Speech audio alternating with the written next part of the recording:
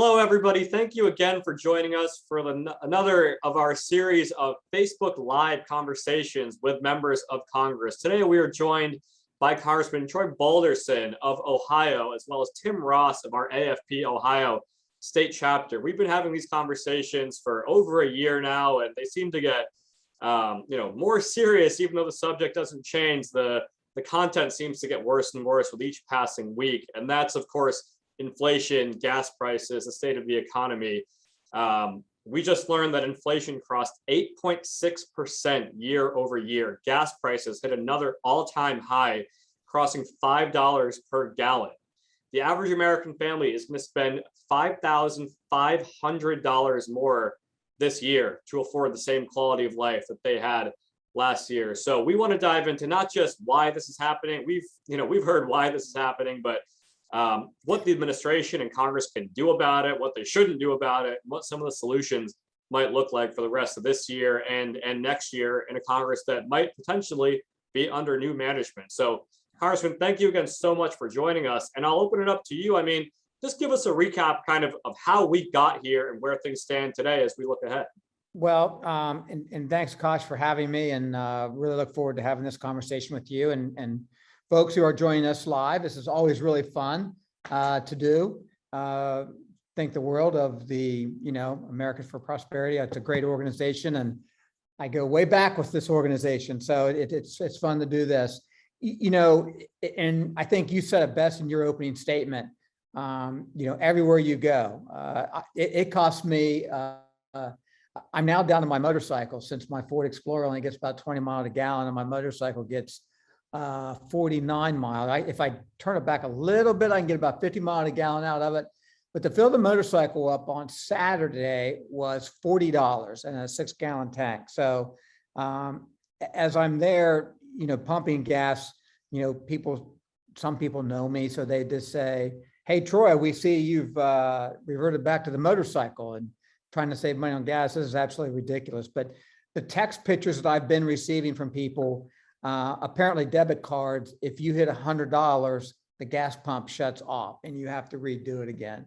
But I've received several texts from friends that use their debit card, and the pump shuts off at $100. So that's something that this gas situation, and we'll go into it a little bit more in depth here, but we've got some answers for how we can deal with this high price of fuel and how to curb that significantly. This has all happened within 2 years. That's the most amazing part for me with the inflation and what we were doing.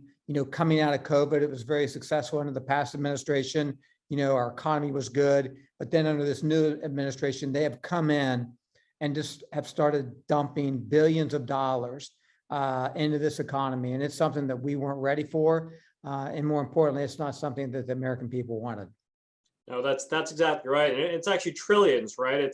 We hear a lot from the administration and the president that, inflation was rising largely because of the war in Ukraine and all of this. But, to your point, this has been happening for almost 2 years now. It started well before the war in Ukraine. And so take us back as far as the American Rescue Plan, that's spending, the regulations that they put on energy, and not to mention regulations on other industries, even before this administration, right? We've had a lot of industries that are overregulated and it makes life more expensive. But in particular, this administration's attack on traditional energy and the overspending, through much of last year, sort of how has that driven higher costs at the grocery store and the gas station for the American people? It has. And, my 83-year-old mother, she doesn't like when I say her age, but I mean, she's having those same conversations with me when she goes to the grocery store.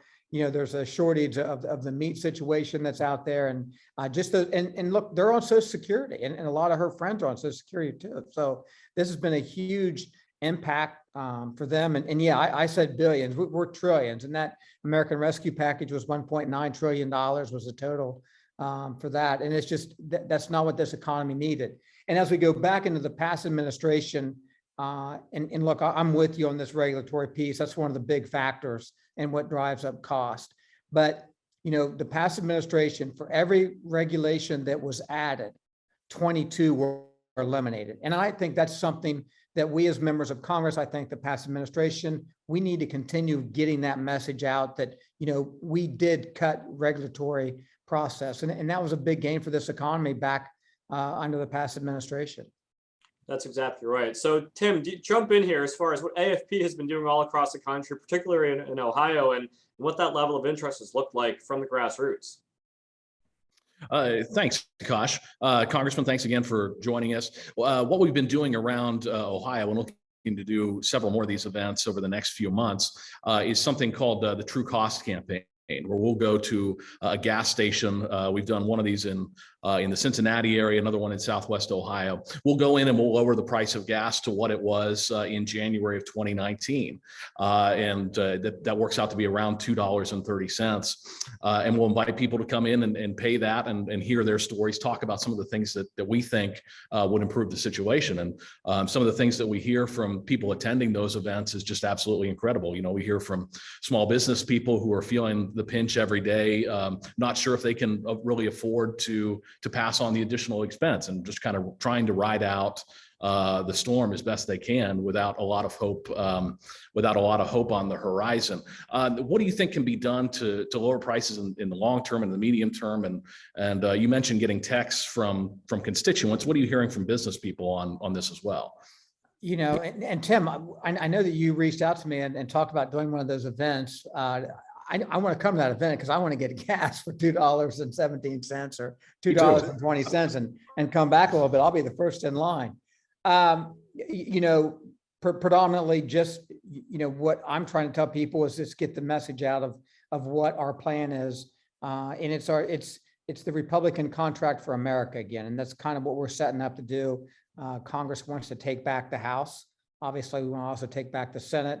And in doing so, hopefully we can push this administration a little bit more. But, you know, for our place for the energy perspective, and this is a big passion for me, but, you know, we've got to make sure that grid is stable and the grid stability is there. But we've got to focus on clean energy, which is natural gas. Natural gas is one of the cleanest forms, other than nuclear. It's the cleanest form of energy that we have out there. We did a resolution 2 weeks ago here in a couple of days, introducing to make natural gas part of the green energy portfolio, the renewable. I came up with that idea because I was reading the Wall Street Journal about 2.5, 3 months ago, and the EU had the first conversation. So, you know, for the EU, who's not been fans of fossil fuels for many years, for them to think about doing it, I thought this is incredible. So we introduced this resolution to do that. We have cut CO2 emissions here in this country by almost 40%. We're at about 38% that we've cut. And that's incredible. And we don't talk about that message getting out there. But, you know, the reliability that, you know, that we need for our baseline electricity and our baseline for our energy is all important. So, you know, that's something we're going to push. Definitely the regulation piece that's coming out there. Several pipelines have come offline now because of the regulatory and some of the things that FERC has done and implemented. Obviously, the Keystone Pipeline, you all have talked about that too, and getting that started back up again in due time. But right now it's cut and obviously eliminated 10,000 to 11,000 jobs. But those are some of the things that, you know, we want to see open back up federal lands. And you know, let's focus on America and make sure that we are energy first and energy independent. 2.5 years ago now, we were energy independent. That's incredible. You know, this administration is talking about going over to Saudi Arabia here in the next month. We don't know if it's going to, you know, talk to OPEC and leaders of the OPEC, but I hope and pray that this administration does not ask them for energy when we have it right here, and we should be able to produce our own energy here. You raised such an interesting point, and that's you know, the cleanliness of natural gas. It's not just natural gas. The phrase that we like to use is energy abundance, right? All of the above. That includes oil, natural gas, green energy forms of you know, power homes and cars and what have you. And the irony that I think you mentioned, Congressman, it's not only does natural gas, you know, burn clean air and we've reduced our CO2 emissions, but our traditional energies that they're going to be produced and processed, they're going to be done cleaner, more efficiently here than they are in other countries. The demand doesn't disappear, and we'd rather have that done by Americans with American standards, and we know that that's cleaner and more efficient.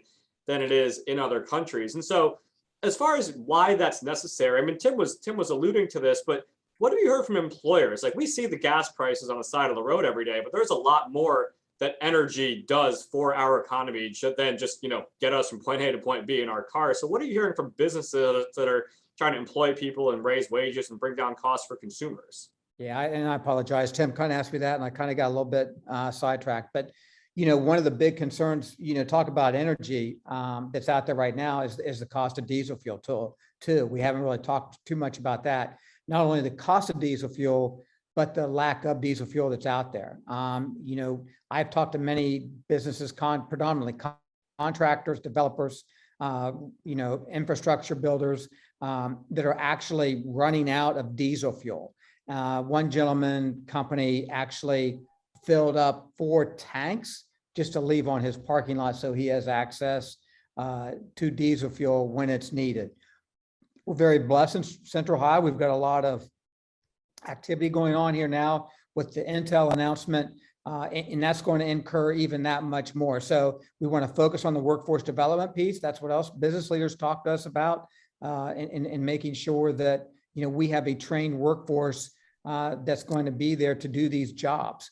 We communicate a lot with vocational schools, technical colleges, which I think is, we're trying to get that back on the conversation, that not everyone is cut out to do a 4-year degree. And there's so many of these opportunities out there. So that, the businesses, and the other thing that they're trying to do to drive down their cost. I mean, as inflation goes, prices rise. The wages of individuals has also started to rise now. So, I mean, that's what business owners are looking at, but they still want to make sure they get the best workforce out there. And that's the top 3 things that they're talking about still. Yeah, those are, and those are evergreen concerns, right? A workforce that can do the jobs necessary, and is the regulatory onslaught enough that it's going to prevent investment? Are taxes and spending crowding out the private sector economy? So these are all issues that we're worried about, and it kind of begs the question: what can government do? President Reagan said that, what is it? The 9 most terrifying words in the English language are "I'm from the government and I'm here to help." So, obviously, principle number 1 for this administration, this Congress, is do no harm, right? No more reckless spending bills, no student loan bailouts, anything like that. But as you look ahead, whether it's from you or some of your colleagues or the task forces you're involved in, what do solutions look like that can kind of help set the country on a better path forward, even if it's kind of longer term rather than just the immediate next few weeks or months? Yeah, and I don't think anything that we're looking at in some of the task forces that are out there that Leader McCarthy has had put together. The border security obviously is one of the big pieces. He's also has some criminal justice task force that's going out there. We do have a workforce development, but the energy standpoint that, it's pretty much some of the things that we've already talked about. And I think there are some things that we can do that can be very effective pretty quick. And I say pretty quick at the federal level, the federal government. It doesn't always go as quick as we might think it should go. But, what the American people want to see, and what I hear from constituents is, tell us that plan. Tell us what you're going to do. And when we lay these plans out for them, what we're going to do, that gives them a sense of relief, but also knowing what our plan is and how they can help. I mean, we need the constituents to help us do that. We need the business leaders of not only the state of Ohio, but this whole country to help us get those plans implemented. As A4P is the same thing. I mean, we lean on you all for some of your suggestions. I think many of the associations that are out there, API, American Petroleum Institute, is going to put a ground game out tomorrow. They're going to make a big, 10-point announcement. I think, some of those 10 points that are in there are some of the things that, you and I have talked about today. So I look forward to what we're going to do in the next Congress, and we're going to win back the House. Everyone is committed to that. And it's going to take a lot of hard work, and we can't slow down. We can't back off at all and let off that accelerator. Tim, in the last couple of minutes here, I mean, what else are you seeing, hearing on the ground? You guys have been all over the state. I came out and did an event in northeastern Ohio, up in the Toledo area, and this was going back, I guess, 3 or so months ago in March. And number 1 concern was grocery costs, right? And so that certainly hasn't changed. What is the energy like? Are people anxious? What do you foresee happening the rest of the year? And how does it feel doing these events with AFP at gas stations and grocery stores around the state? Yeah, I think people are very anxious and they're concerned. I mean, it is impact. I mean, you're talking about families now, deciding someone's going to skip a meal so they have enough money to put gas in the car. Those are serious stories, and they're actually out there happening. So the anxiety of people is very much so. But in doing so, I think, people have also come to an understanding of how failed this administration has been. And that's something that maybe they didn't realize 7 months ago. I mean, when we were, they were passing some of these bills, and like you said, the paying off the college debt, that may seem popular to a small percentage of people, but that small percentage of people seems to be the loudest sometimes. And you and I and your organization has dealt with that, but those aren't the right things to do. So, making sure that people understand that is something else. But, right now, the American people understand, they're feeling it, they're talking about it everywhere you go, the impact that they are feeling between gas prices, used car prices, new car lack of new car inventories. I mean, everything has gone up in this country in the last 2.5 years. Tim, what is next for AFP Ohio? I think driving this message and continuing to talk to people. To the congressman's point, I've been in this space in this state for a little while now, a little over a decade, and I can't remember a time when people are this concerned. This is something that is so immediate to people. Every trip to the gas pump, every trip to the grocery store, it is top of mind in a way that I don't think any other issue that I can remember in the past has been. So looking to continue the work of the True Cost campaign throughout the state. We'll have a bunch of tour stops in July, I believe. We're looking at early July. Congressman will absolutely follow up with you on that and get one near the 12th district for you to swing by to. But just keep driving that message and talk to people about what can be done. There are answers out there, and I think people are going to be very receptive to hearing those. They are. I want to add one thing, because I was I grew up during the energy crisis under the Carter administration. I remember that. I was driving. I remember being in line to get gas in the vehicle. I remember interest rates in 1980 when they were 20 and 22%. I mean, those are the people that really know what's going on right now. And some of the younger generation, they're starting to see that, but having experienced that, it goes back for me is my grandmother went through the Great Depression, and knowing how she was about financial issues and how someone else might be, having that experience and living through that time gave her so much more insight as to what was happening in the country at that time when we were going through difficult financial times. And I think now is that time, and we're seeing that, and we're not that far away from that. So it's definitely a concerning time, but we've got to be positive. We've got to keep working hard. We're going to rely on your organization to help us do that and move forward. Well, we appreciate that. And as Tim mentioned, we have launched this True Cost of Washington tour. Folks can learn more about it by visiting the truecostofwashington.com, see where we're going around the country. We're doing these events all over the place. As Tim mentioned, we're rolling back the cost of gas to what it was when President Biden took office, which was $2.38, which, when we started this campaign was $1 and some change. Now it's, half the price of gas, what it is today in certain places. And so we're doing these events all over the country, not just to give people a break, obviously, with some cheaper gas, but to make the connection that the congressman is talking about, right? Tell people how overspending has made life more expensive by pouring trillions into the economy, how regulation is making gas more expensive, and even more so, we're driving policy solutions. Our policy reform agenda, we called Empowering People, Emerging Stronger, EPES for short. Folks can learn more about that at the truecostofwashington.com. But